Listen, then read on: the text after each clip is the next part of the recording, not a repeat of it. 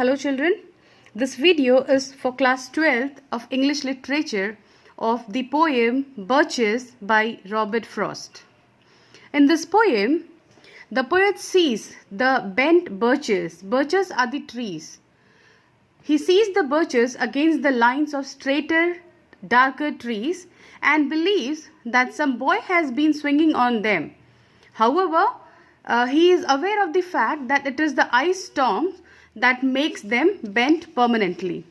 He dreams of going back to childhood when he is fed up of the complexity of the adulthood. During that time, he wishes to climb up a birch tree and come back again. He does not want to leave the earth forever, but just for a break, because earth is the right place for love.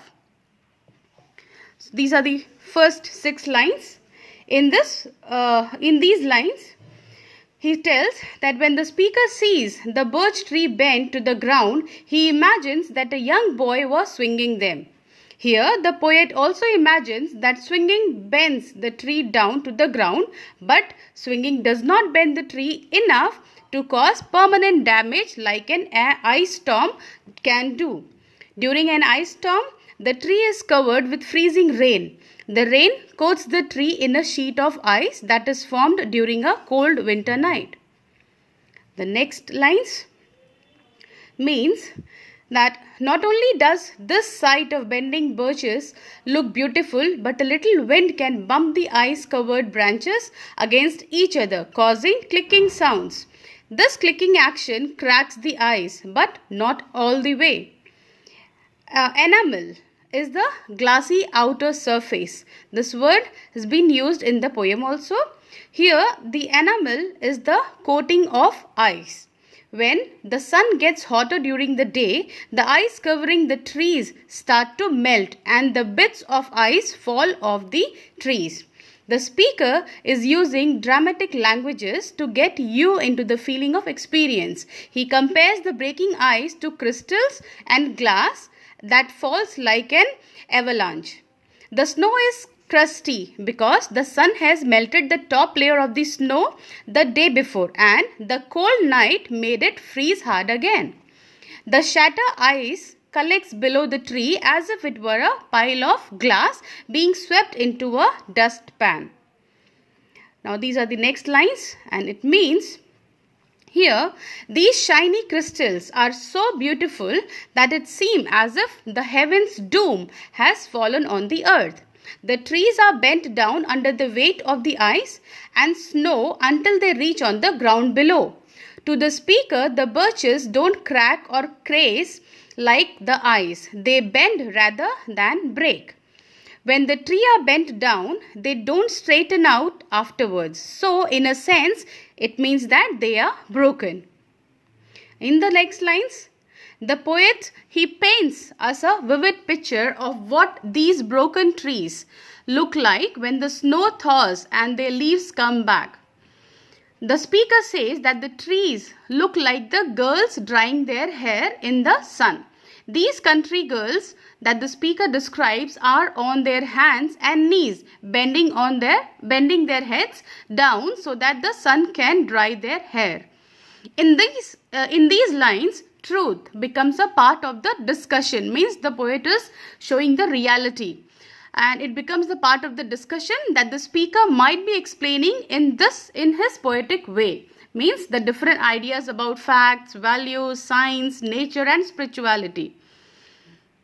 Now in the next lines, he tells that before this, in the first we got the country girls, and now here he moved towards the boys. The speaker wishfully imagines that it was a boy who has bent the trees instead of the wind, ice or the snow. He comes up with some details about who was the boy who has bent the tree.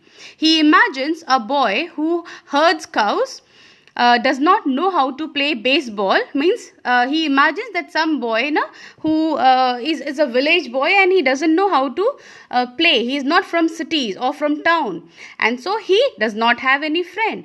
And this particular boy who lives in an isolated New England farm and has to work, he has no other sources, so he has to entertain himself year round, and so he explores his natural world. Means he just starts playing through the trees. Maybe he is training to become the next Robert Frost. It simply means that Robert Frost, when he was a child, he also used to play on the birches. So same way, maybe this boy also, as a sport or just to have a game to entertain himself, he also plays on the trees. So that is why the poet is telling that maybe this boy is training to become the next Robert Frost. In the next lines, the speaker imagines that the boy going out into his father's land, means the birches tree, the boy seems that this is his own garden, and so the boy is on the has gone to the garden to play.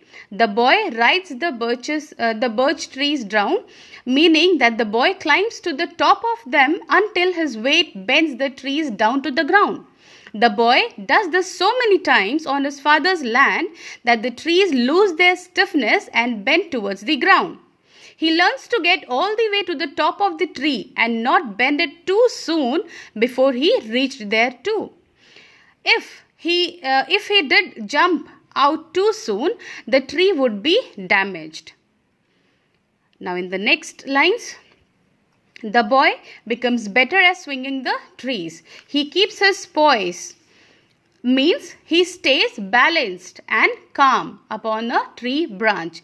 The speaker compares it to filling a cup to the brim. If you are pouring liquid into a cup, you are so careful not to overflow the cup. So you add a small amount of liquid at a time. Then you add just a little bit more and the liquid forms a dome just above the rim of the cup. Here this poet is using this type of example just to show that how careful you are when you add additional liquid to the cup if after the cup is already filled.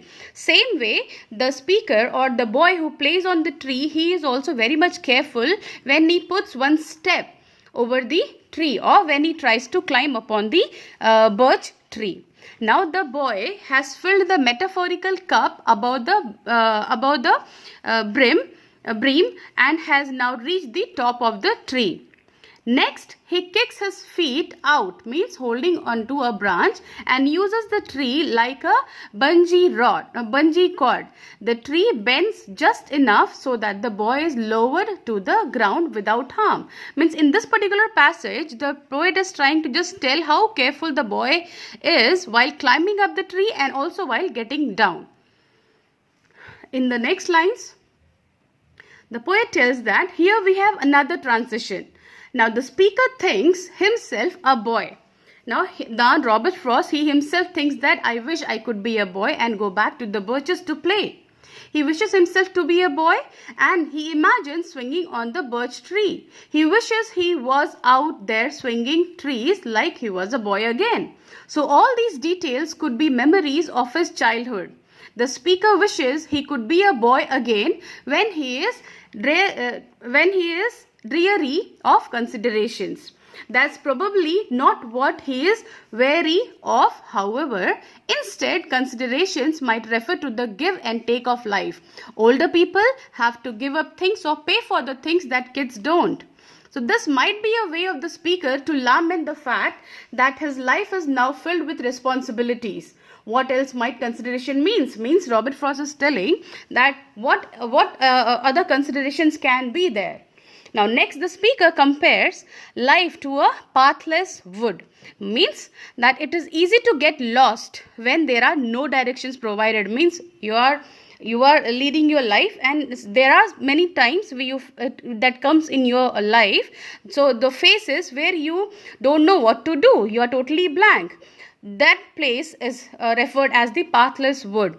Now the speaker thinks what happened when you walk through a pathless wood. You get sharp branches and the spider webs in your face. Again here the poet is comparing. He means to say that these are the difficulties.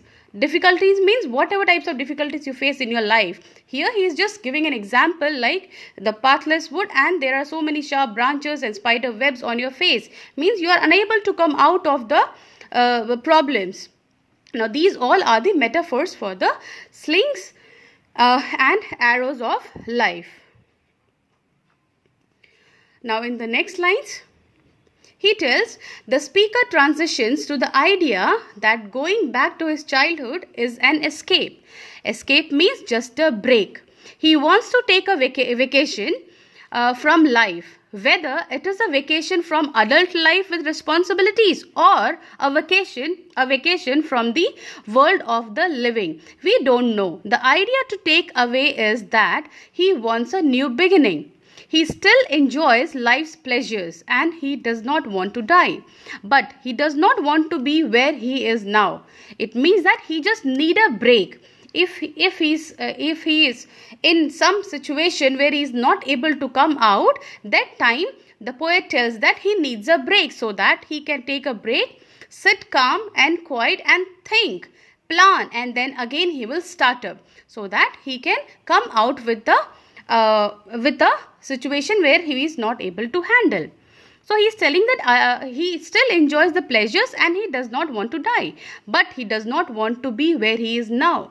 The speaker seems to say that if the God hears me wish for a break from life, please don't take away my life permanently. It means that if God is listening, that I'm requesting that I need a break, that doesn't mean that I just want to die, I don't want to live on the earth. He simply says I just need a break, getting a break.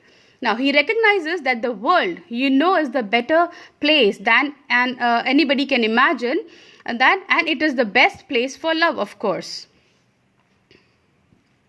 The next, and these are last lines. Here, this appreciation of life does not mean that he is not curious. The speaker still wonders about the limits of life and tests out where life ends and heaven begins. So it seems like the speaker is saying that he would like to go to the heaven by climbing a tree. Instead, the speaker wants to go to heaven from the top of the tree and then gently returns to his normal life. The tree is just, the poet is using to give an example to take a break. He will leave the earth, climb upon the tree, take a break, and when he is refreshed, when this again he has all the plannings and to do this and to restart his life, again he will come down the tree to give a beginning. The speaker is pleased with this resolution. He likes the idea of a vacation from the troubles of life, as long as it is only vacation and not a permanent situation, means death. He don't want to die. He concludes that life's pleasures, means like swinging on the birch, are enough to make the life worth living. So this is the poem, and read it. Thank you.